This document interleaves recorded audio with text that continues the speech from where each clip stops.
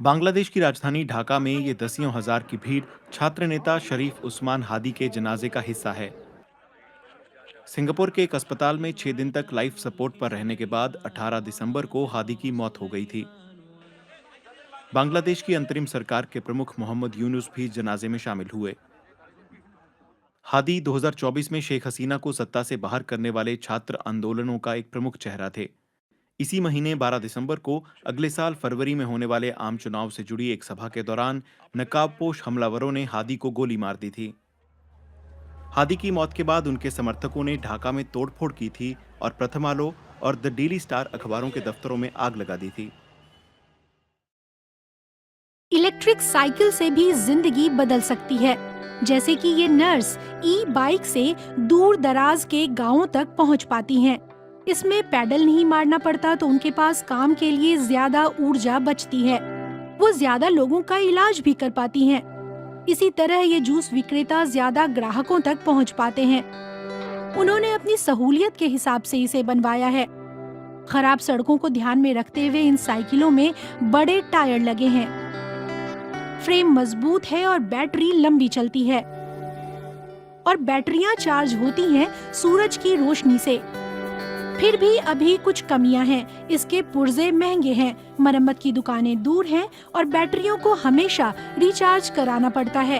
देखभाल अच्छी हो तो ई बाइक लंबे समय तक चल सकती है। ये रोबोट दुकानदार बनने की तैयारी कर रहा है। क्या आप इस दुकानदार पर भरोसा करेंगे? जापान में 2 कंपनियां 2029 तक राशन की दुकानों में ह्यूमनॉइड रोबोट्स उतारना चाहती हैं। इस प्रोजेक्ट का मकसद एस्ट्रा नाम के ह्यूमनॉइड मॉडल को बढ़ावा देना है। ये जनरेटिव एआई से पावर्ड होगा। ये एक पुराने मॉडल जैसा दिख सकता है, जिसका टेस्ट पहले ही किया जा चुका है। नए एस्ट्रा रोबोट्स को दुकान के सामान्य काम करने के लिए तैयार किया गया है, ताकि स्टाफ को ज्यादा मुश्किल काम करने और ग्राहकों की मदद करने का समय मिले। जर्मनी के इस स्टोर में तो ये हो भी रहा है। टचपैड से ग्राहक सर्विस रोबोट को बता सकते हैं कि उन्हें कौन सा सामान चाहिए। फिर रोबोट खुद उन्हें उस शेल्फ का रास्ता दिखाता है। छत पर लगे कैमरा सेंसरों की मदद से रोबोट दुकान में घूमते फिरते हैं। ये सामान से नहीं टकराते और विनम्रता से ग्राहकों को रास्ता देने के लिए कहते हैं। रॉब नाम का ये रोबोट तो बड़ा मेहनती है, मगर रीशेल्विंग रोबोट अभी काम सीख रहा है। काम सीखने के बाद ये इन्वेंट्री और रीस्टॉकिंग जैसे बड़े काम रातों रात कर लेगा। इन रोबोटों को डेवलप कर रही कंपनियों का कहना है कि वो इंसानी कामगारों की मदद करना चाहती हैं और श्रमिकों की किल्लत का उपाय निकालना चाहती हैं। फिर भी आशंका है कि कहीं एक दिन ये रोबोट इंसानों की जगह तो नहीं ले लेंगे। अगर आपकी लोकल दुकान में ऐसा रोबोट मिले तो आप क्या करेंगे? खुश होंगे या कहीं और जाएंगे? जाई जिले में दिल्ली जा रही राजधानी एक्सप्रेस से टकराकर 7 हाथियों की मौत हो गई है। इस हादसे में एक हाथी गंभीर रूप से घायल भी है। हादसा शनिवार रात 2:15 बजे चंगजुराई गांव में हुआ, जिसमें सैरांग नई दिल्ली राजधानी एक्सप्रेस की 5 बोगियां और इंजन भी पटरी से उतर गए। सैरांग से आनंद विहार जाने वाली राजधानी एक्सप्रेस थी, वो आ रही थी और आते ही जब लोको पायलट ने सामने देखा कि करीब 100 एलिफेंट्स का एक झुंड पार हो रही थी रेलवे ट्रैक को, फिर उसने इमरजेंसी ब्रेक लगाई और ट्रेन के स्पीड को कंट्रोल किया, लेकिन कुछ एलिफेंट्स के साथ वो डैशिंग हो गया। घने कोहरे को इस हादसे की वजह माना जा रहा है। 7 मृत हाथियों का पोस्टमार्टम किया जा रहा है।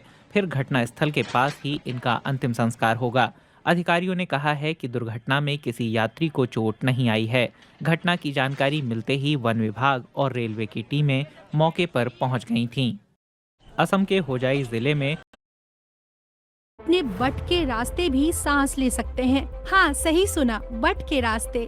जापानी रिसर्चर एंटरल वेंटिलेशन नाम की एक प्रक्रिया को जांच रहे हैं। इसमें ऑक्सीजन घुले एक लिक्विड को आंत में पंप किया जाता है। शुरुआती स्टडी में 27 पुरुषों ने 1 घंटे तक अपने पेट में टेस्ट वाला लिक्विड रखा। कोई गंभीर साइड इफेक्ट तो नहीं हुआ, बस पेट थोड़ा फूल गया। अब ऑक्सीजन से भरपूर लिक्विड को डाला जाएगा।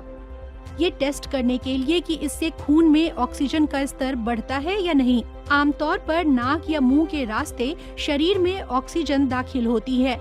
इंट्रारेक्टली डालने पर ये आंत की दीवार के रास्ते सीधे खून के बहाव में मिलती है।